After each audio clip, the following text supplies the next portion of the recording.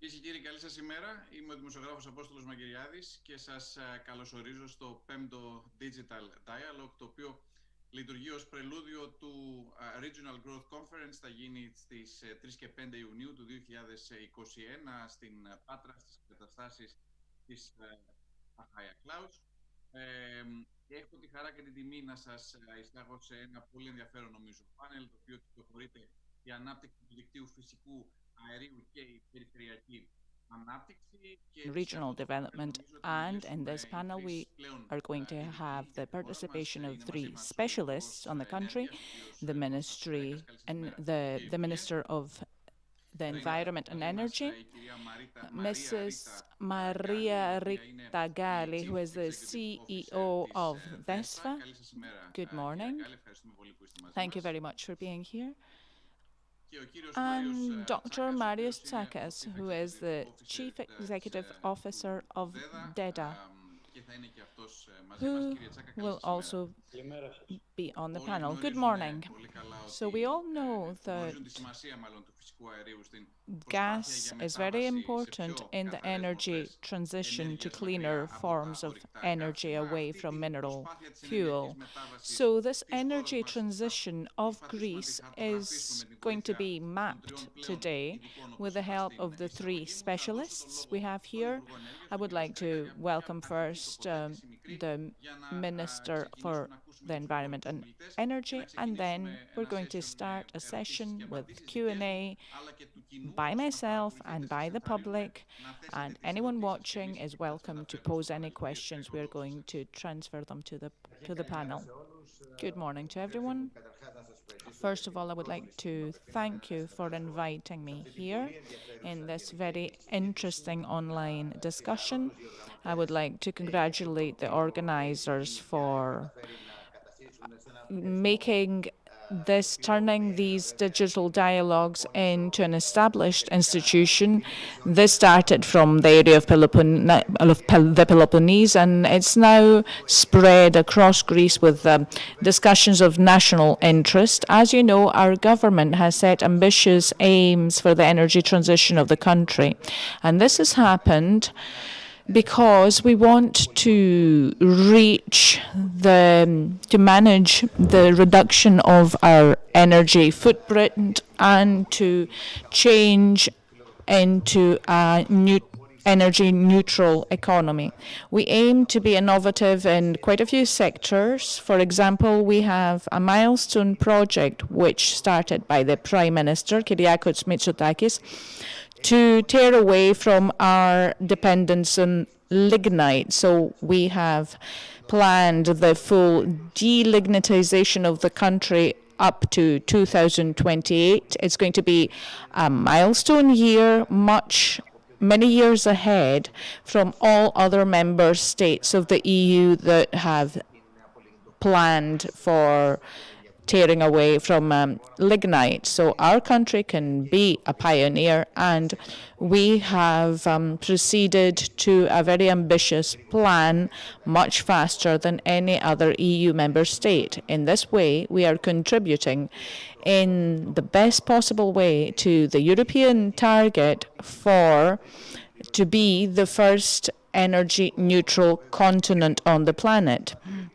A decisive role in this Greek effort is to limit the country's energy footprint is going to be played over the next few decades by natural gas. Gas is and will be the transition fuel for the transition over the next few years from mineral fuels to renewable energy sources.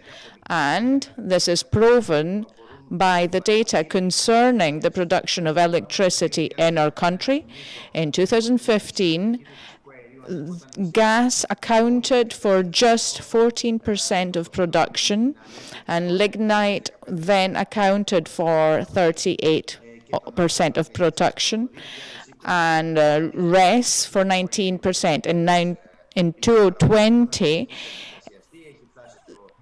gas has more than doubled to 36%, and lignite has receded to 11%, while renewable energy sources now account for almost 1/3 of all energy produced in the country. So the target and the challenge for our country is to achieve independence from lignite and stability. And to do this, we need to ensure a stable gas network to support electricity production. And of course, this is one of the top priorities of the country at the moment. At the moment, gas is going to be the transition fuel. And of course, it's going to be the source for stability in the base load in electricity production in our country.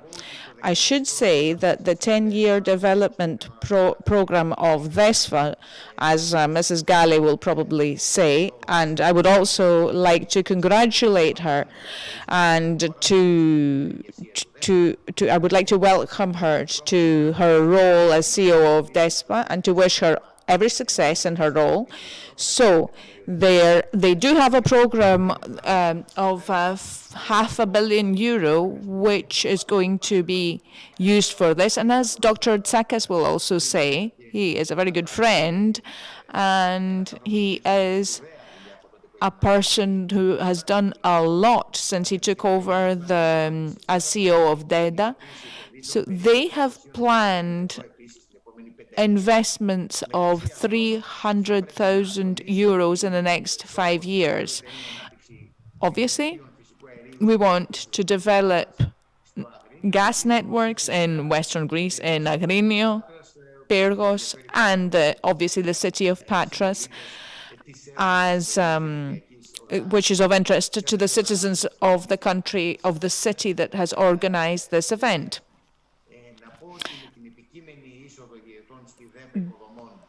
Given the upcoming creation of infrastructure,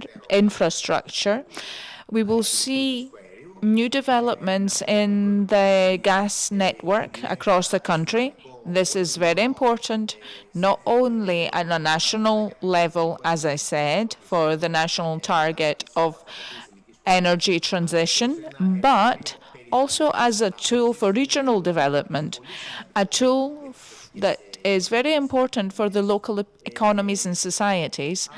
And in this way, we achieve two things. First, we reduce the carbon footprint compared to the other fuels that we use in Greece for power generation. And on the other hand, in this way, we aim to reduce the cost of electricity for households and businesses in Greece. We should say that the need to implement projects for the storage of gas are extremely important for the security of supply. And in this way, we also cover another aspect, that of technical energy security, which means that projects such as the submarine storage facility in Kavala, as you know, the tender for the concession of this is already ongoing, and all these things contribute to achieving energy security supply for the country and to promoting the country as an international energy hub. Also, to guarantee the country's energy efficiency, we have undertaken quite a few collaborations. A few days ago, in a discussion with international peers from Israel, the Balkans, and Central Europe, for the first time, other countries apart from Greece, Cyprus, and Israel expressed their support for the EastMed pipeline, the first bill of law that we passed in the Parliament since I was awarded with the position of minister. So the first bill we passed had to do with the ratification of the Forum for the Natural Gas Pipeline. We were the first country to ratify this document, and with our ratification, it was possible to activate the strategic alliance of countries in the Eastern Mediterranean for gas, and with the same bill of law, we ratified the transnational collaboration with Bulgaria for the IQP pipeline, which is expected to be completed by the year end, and which is another important work that is part of our general strategy to connect the national systems of European member states. So, having said all this, we believe that indeed we are contributing to the European strategy for the creation of a vertical network connecting the north to the south, and I think this all helps to understand the importance of gas, not only for the energy transition of the country, but on a geostrategic level as well for Greece. That's all from me, and I would like to proceed to the discussion during the Q&A. Congratulations. Thank you for inviting me. Thank you, Minister. I think that you set the agenda items, both for regional development and the role of natural gas, and for its geopolitical aspect. We are going to discuss all these. They're important. I would now like to call Mrs. Maria Rita Galli, the CEO of DESFA, the gas transmission system operator. I would like to wish you success in your career there. Thank you very much. And first of all, I would like also to thank again the organizer for setting up this very interesting debate and for inviting me to participate. I would also like to resonate what Minister Skrekas just mentioned with respect to the role that natural gas is going to play in the decarbonization of Greece. We know that natural gas is a very safe, affordable, and sustainable source of energy, and this will help the country to accelerate and complete the phase out from lignite. In this context, it's true that gas per se may be a transition fuel, but we are strongly convinced that gases as a vector for energy are going to stay. Of course, this will require, let's say, a progressive decarbonization also of gas as an energy vector. In this respect, the gas network is neutral with respect to which kind of gases will be transported today and in the future. So investments that we are planning to execute in the next few years to complete the natural gas grid for Greece are going to be a key pillar also to enable, as an enabler of a larger integration of renewable sources, both in terms of providing a backbone and providing storage to the volatility and intermittency of the renewable, as well as integrating more and more in the future green gases such as biomethane and hydrogen. In this respect, we have, as the Minister just mentioned, recently approved and submitted to the regulator a very ambitious 10-year development plan with more than $500 million of investment. These investments are along three main axes. The first one is the opening of the small-scale LNG market in Greece through two investments that are very short term. So we have the bunkering station in Revitussa, which will be operational around the end of this year, and which will enable loading LNG on trucks that will then be utilized to deliver LNG, therefore gas, to regions which are yet not connected to the grid, either in Greece and in neighboring country. Shortly after, in 2023, we will have the jetty of Revitussa, which will facilitate the reloading of LNG on smaller ships and therefore also promote the developing of the use of LNG as a fuel for the maritime sector. As well as LNG, of course, will be utilized more and more as a fuel for heavy-duty vehicles on the road.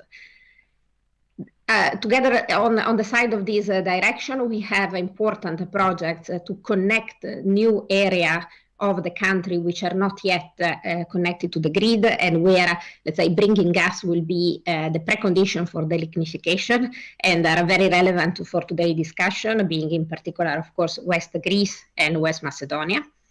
And the third important group of investment is the one associated with the strengthening our network and enabling our network to accommodate new flows of gas coming from the new entry infrastructures, TAP, in the future Alexandroupolis, potentially the Kaval underground storage, and let's say making Greece more and more a gas hub, not only locally, but also for the entire Balkan region. Therefore, enhancing the security of supply and the diversification of the supply sources, with the benefits that this diversification brings in terms, again, of security, competitiveness, and affordability of gas. So I would really, again, I'd like to thank you for inviting me to this interesting event, and have the possibility to follow up with questions and the discussion.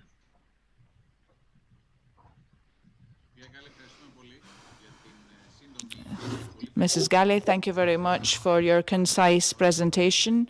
What you said concerning the development of the gas network and the country's security, and for our place in competition, are important issues we are going to talk about.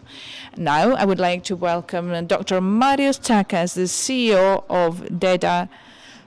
Please, we have a quick welcome, and then we'll go back to the Minister and our questions. Good morning. I would also like to thank the organizers for inviting me in this prestigious panel on such an important issue as the development of energy infrastructure and our country's development. So, from the 8th Regional Growth Conference last year in Patras, I talked about our efforts as the board of DEDA to overcome various red tape problems. We know that Greece has a lot of red tape, and there were a few errors that were made by the previous administrator, and we wanted to bring our development plan to life.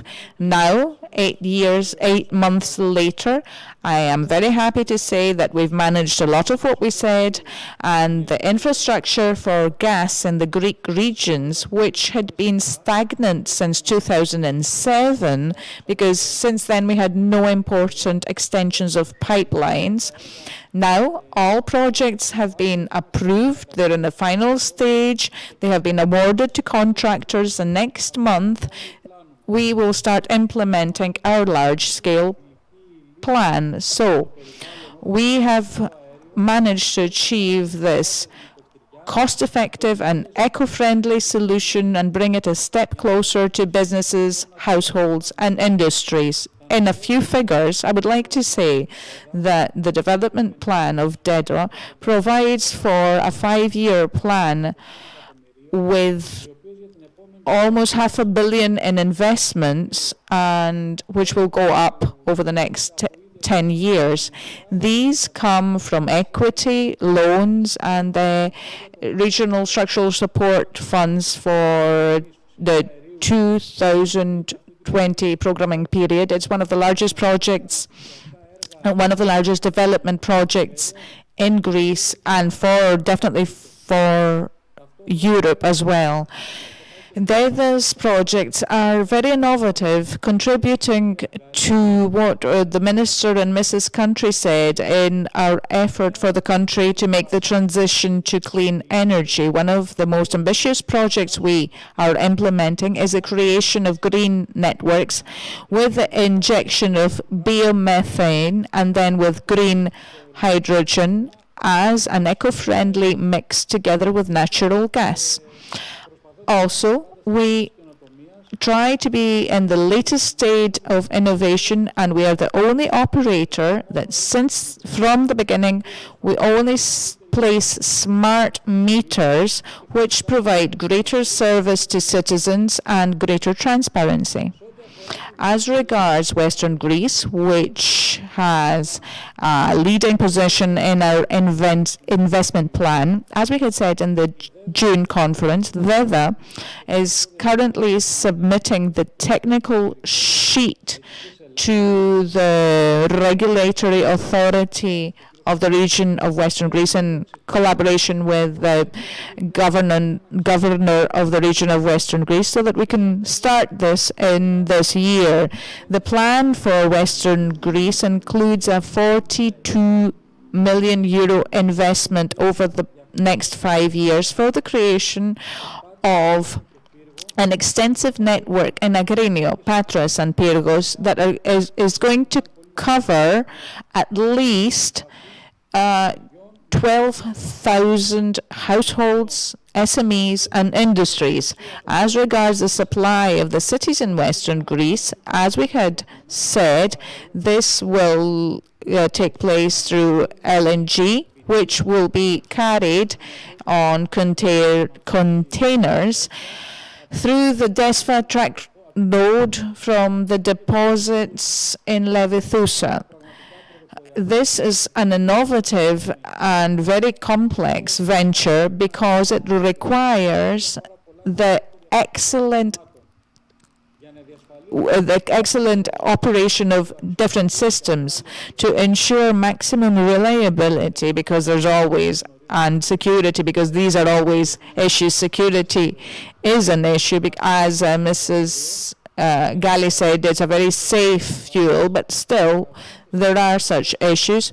We are collaborating closely with DESFA, which knows a lot about LNG, and we have assigned to a large Italian energy group. Italian companies have a greater experience than us. So we have assigned them with the sizing and configuration of the LNG tanks. Now, also, we have a provision in the plan for the connection of Patras with the network.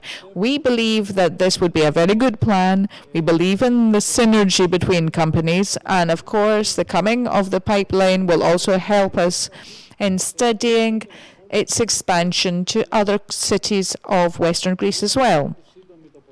So to finish, I would like to say that the energy sector can be a leverage of development for the country. I would like to thank the Minister, Mr. Skrekas, for his immediacy in handling all our problems, because this is what we want from politicians.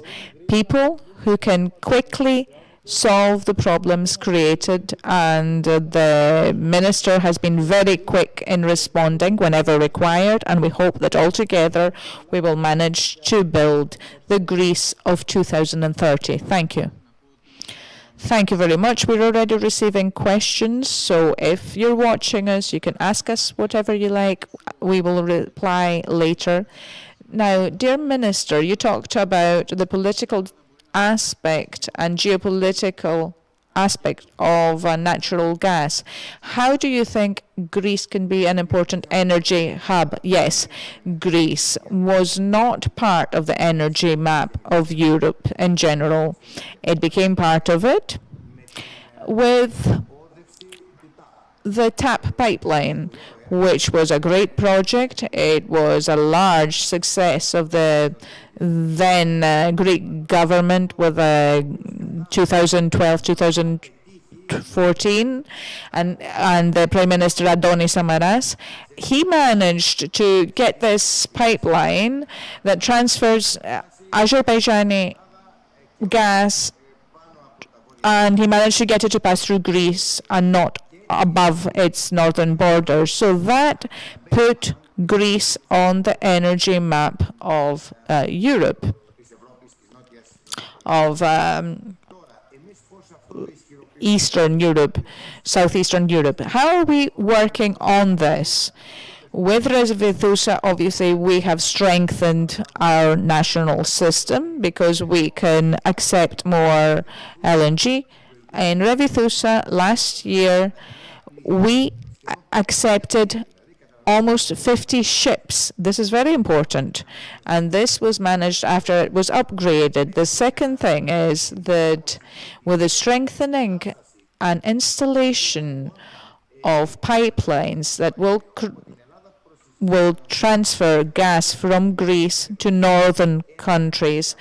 And this is the IGD. This is going to be a project that had its roots. It started from the Antoni Samaras government, the 2004-2009 government. And over these years, we managed to implement it. Now it's being created, and we believe it is going to be completed by the end of the year. So this will allow us to transfer natural gas that comes to our country through the TAP pipeline and to manage to transfer this to northern countries over our northern borders. We are also strengthening the interconnection. We are creating an interconnection of natural gas with Fyrom and other neighboring countries through the Neamen-Simvria-Gigile pipeline. And we have two important projects. The first has to do with the construction of the LNG terminal in Alexandroupoli.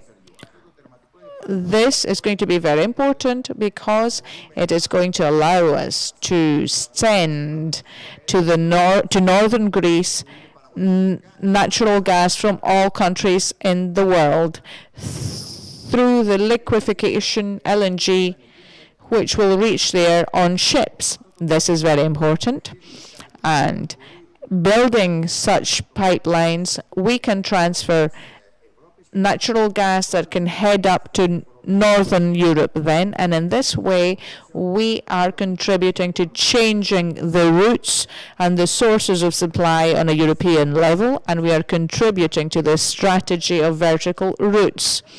Over time, the strategy focused, the policy focused on creating pipelines from eastern countries to western, to Europe. So these were horizontal parallel pipelines. For the first time, we are trying to create vertical pipelines from the south to the north, and in this way, we are strengthening the geopolitical role of the country.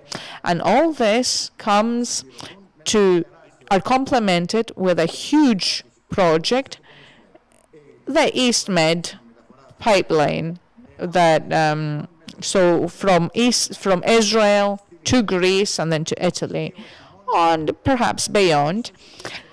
Perhaps also using our national system to countries to the north of Greece. So when EastMed is completed, it will also help contribute to the supply of Europe in general. Thank you. The EastMed chapter is a huge one. I'm not even going to talk about it because we will end up talking only about it. So what changes are you planning to the new Execonomo program for energy savings for households? Because this is an important energy tool as well. Yes, the best way to reduce CO2 emissions is to no longer produce, which means that when each household is a small chimney, which means that when it uses electricity or mineral fuels to heat, to cool, or for any other use, energy is part of our everyday life, of course, 24 hours a day. So we're consuming energy, and unfortunately we are producing CO2 emissions. So how can we curb the energy footprint of any household to reduce the amount of energy consumed, which means that we need to improve the energy rating of the building, because this will allow us to save energy to heat it or have it cool. So less energy for heat in the winter and less energy for cooling in the summer.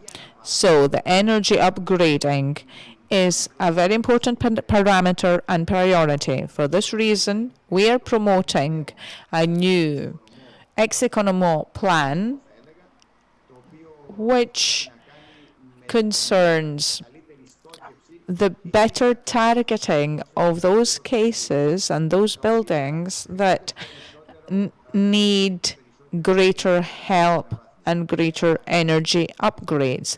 A house built in 1950s, 60s, 70s, as you understand, has greater losses than a house built in 2012, for example, or 2000, after 2000 anyway. Which means that we will set criteria for evaluating, for prioritizing the houses and the buildings that are going to be upgraded, because we don't have enough money for all houses.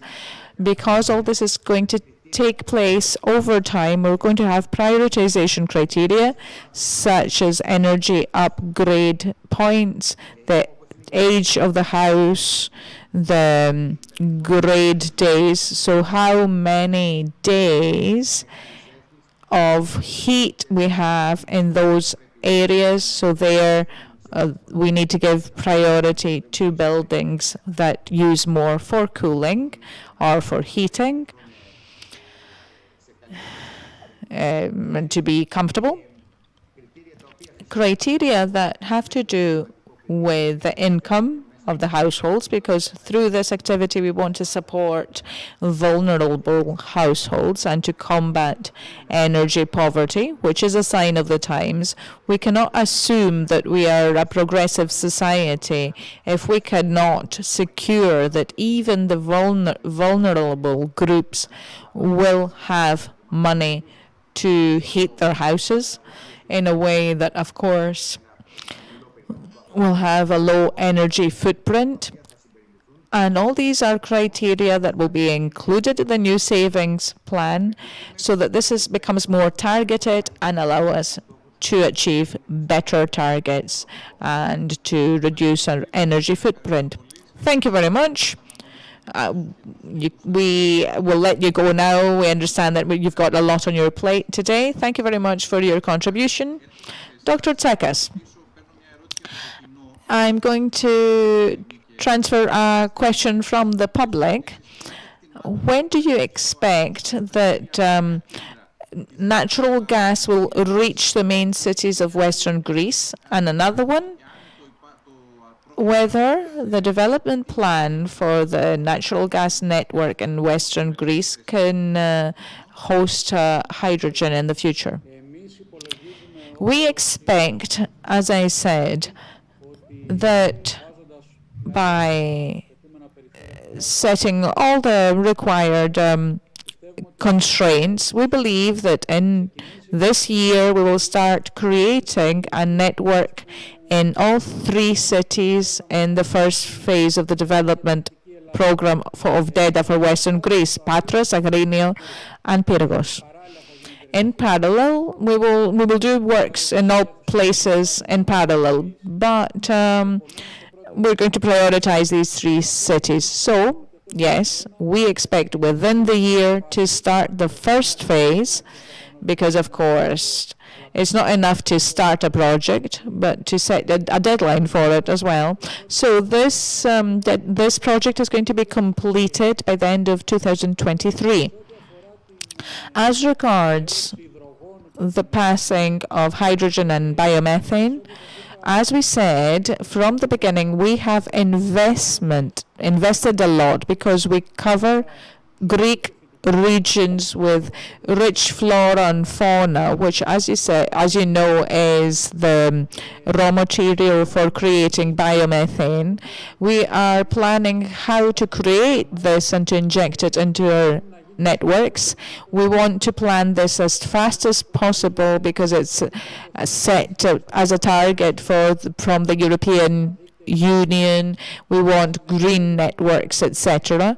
And as hydrogen, we need to solve some technical and regulatory problems before we can proceed with this, as you know. But we're trying to make sure that our networks will have the infrastructure so that either as a mix with natural gas or as a sole material, but this is going to be much further in the future, just so that our networks can accept these green forms of energy, such as biomethane and hydrogen. Thank you. Mrs. Galli, on to you. We heard about the DESFA's 10-year plan and the numerous projects you have planned.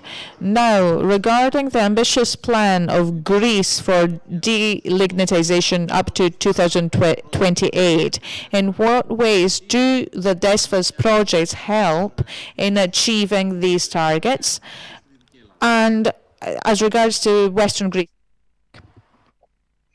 Well, let's say in our 10-year development plan, we have two large-scale projects that are strictly associated with the plans of delignification. The first one is the pipeline that will supply gas to West Macedonia. That is a pipeline of approximately 140 kilometers with a budget in excess of 100 million. And will enable, of course, to supply gas to the region where currently also heating for, let's say, electricity produced for heating purposes comes from coal. In addition to that, the project for West Macedonia, which will be fully hydrogen compliant, will also be connected with an area, will connect an area where there are initiatives already ongoing to study the possibility of developing hydrogen production, and I'm referring to the White Dragon project. And therefore the pipeline, which is of course intended to deliver natural gas to the region of West Macedonia, could in the future also accommodate hydrogen, which is produced in the same region.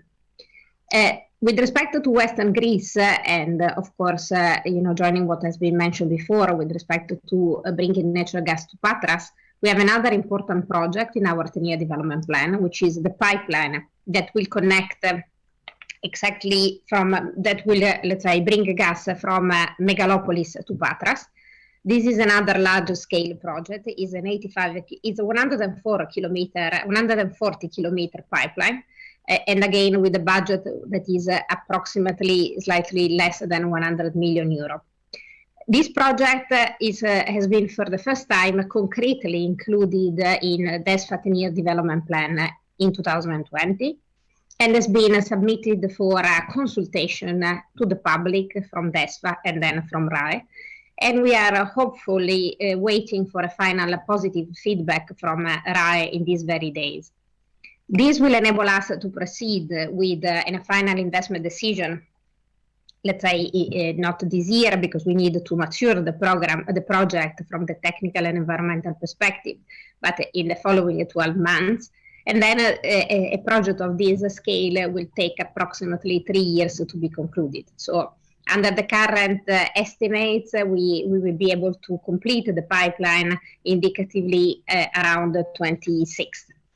And of course, we will be more than willing to try to accelerate, but in that respect, of course, we need to receive the feedback from the regulator. This will be a pipeline that will not only enable to supply gas to the industry in the region of Patras, but will enable eventually further expansion to other cities in the region of Western Greece, such as Pyrgos and Agrinio. I apologize for my spelling.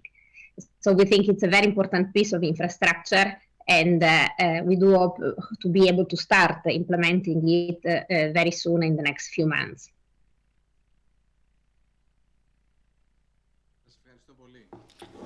Thank you very much, Mrs. Galli. Dr. Tsakas, I'm coming back to you, where there are a few people listening who are interested in the development of natural gas. And obviously, the primary target has to do with providing cheaper and more safer energy. But how can the development of natural gas networks boost the local economy?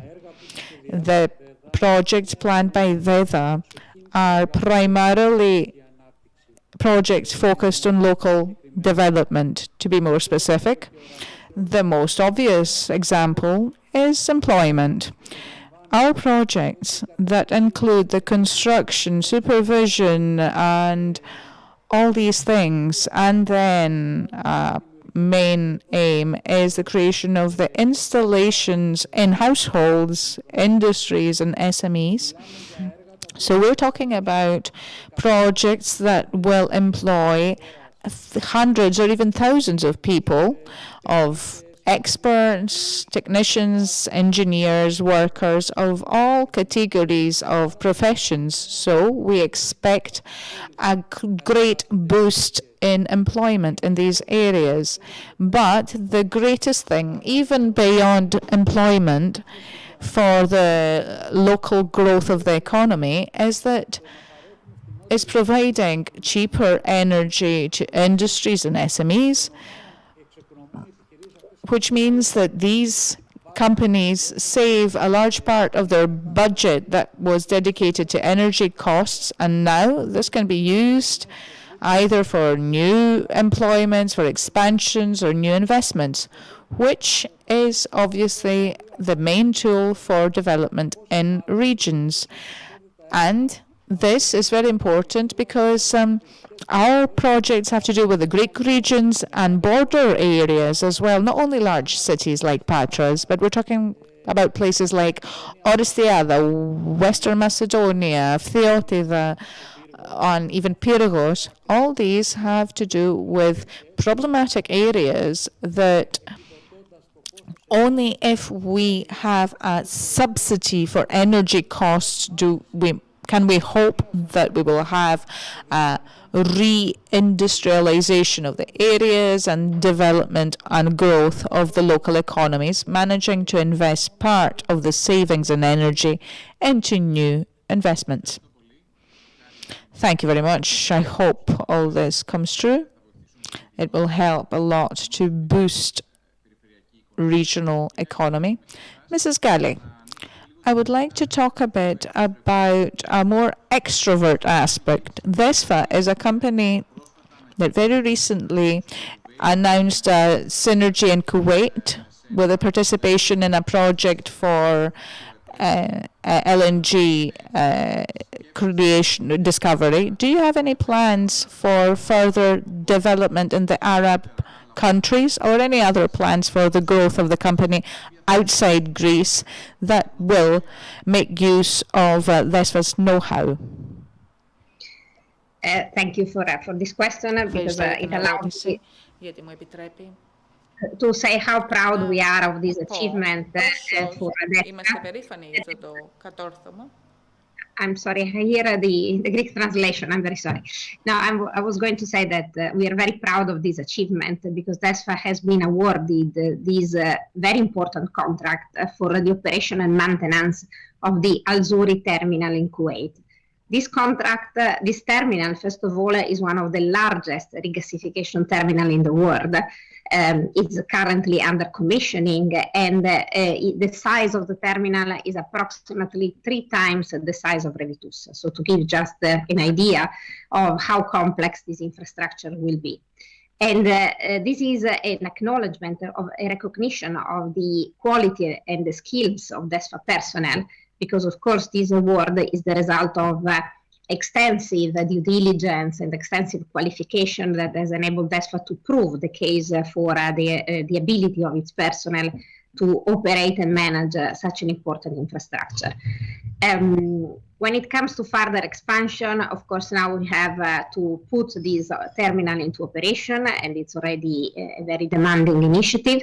We will, of course, continue to explore opportunities where either closer to home or anywhere else we can make available the skill of our colleagues in, let's say, taking over responsibilities in the gas business elsewhere. Of course, we already have some projects that, even if are of a more domestic nature, have an international angle. As the minister was mentioning before, it's important to strengthen also vertical corridors across Greece and enabling gas to flow to the northern neighborhood. And in this respect, in our 10-year development plan, we also have an important piece of infrastructure, which is the interconnecting pipeline between Greece and North Macedonia. In addition to that, and always in respect to becoming more extrovert in the course of the last year, we have decided to invest also in the regasification terminal of Alexandroupolis. So we are taking a more active and proactive stance toward the presence of DESFA in all the most important gas infrastructure in Greece and in making available our expertise elsewhere internationally.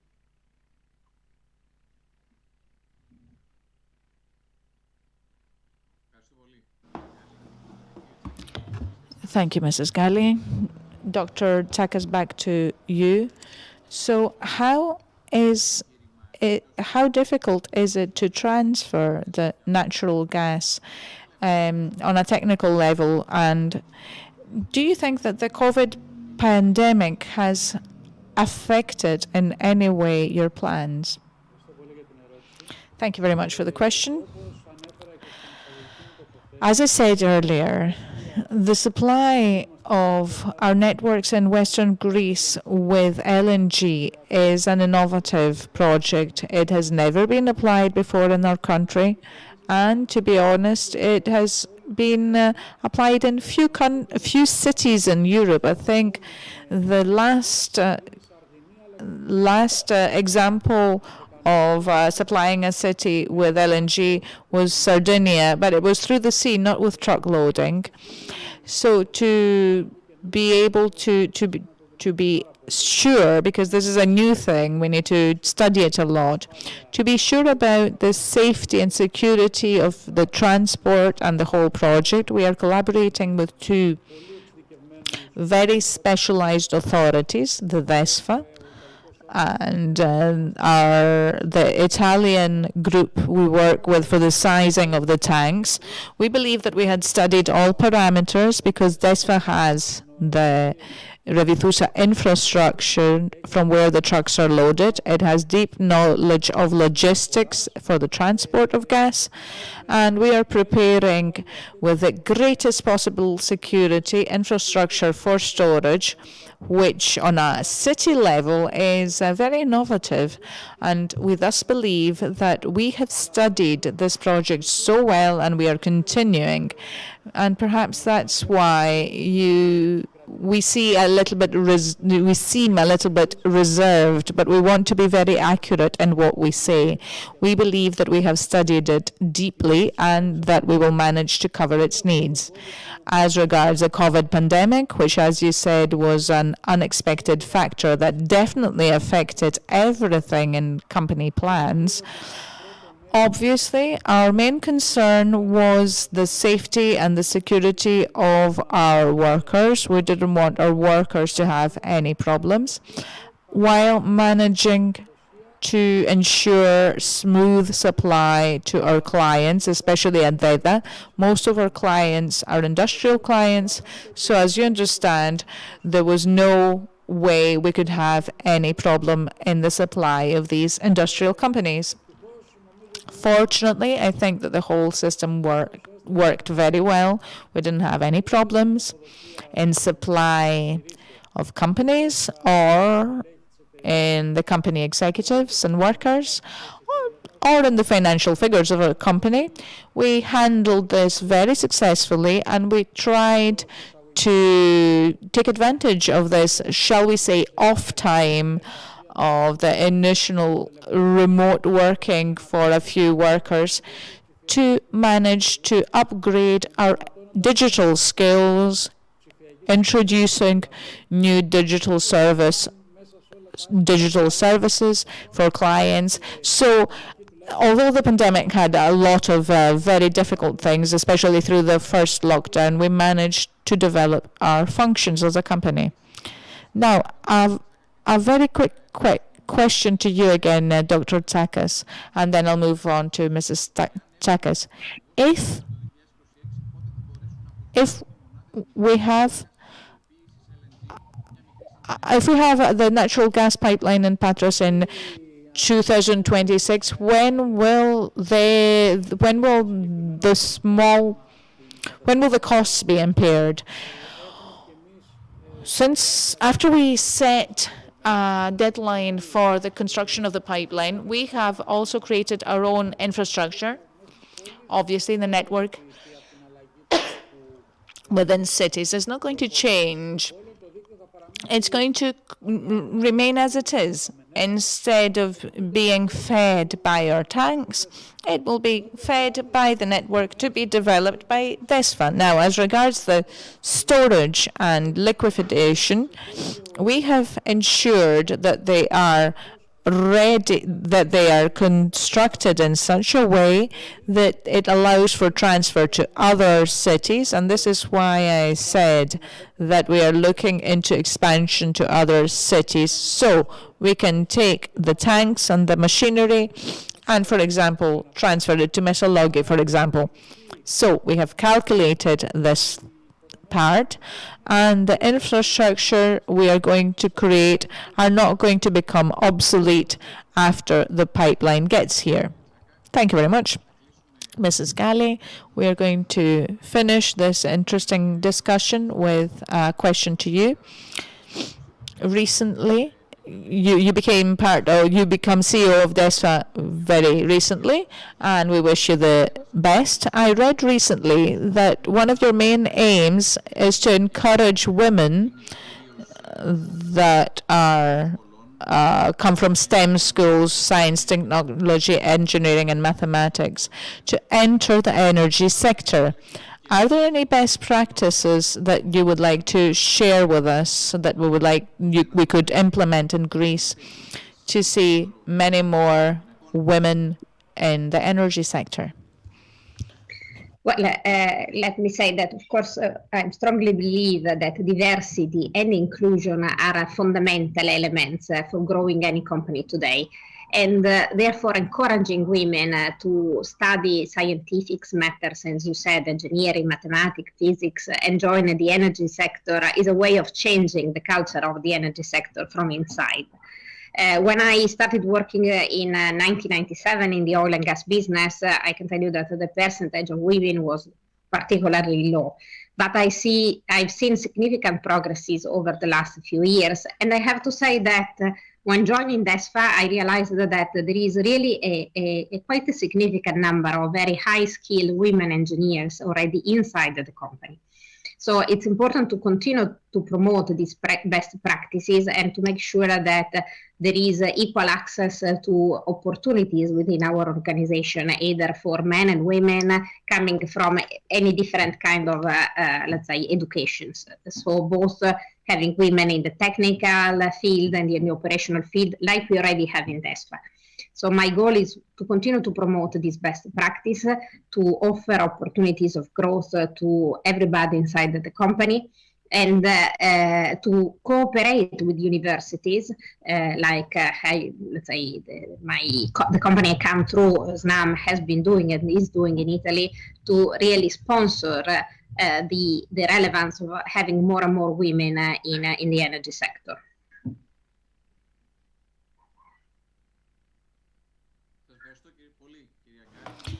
Thank you very much, Mrs. Galli. I think we have now completed a very concise discussion on the role of natural gas, the transition fuel, as it's called, for transition to a cleaner energy source.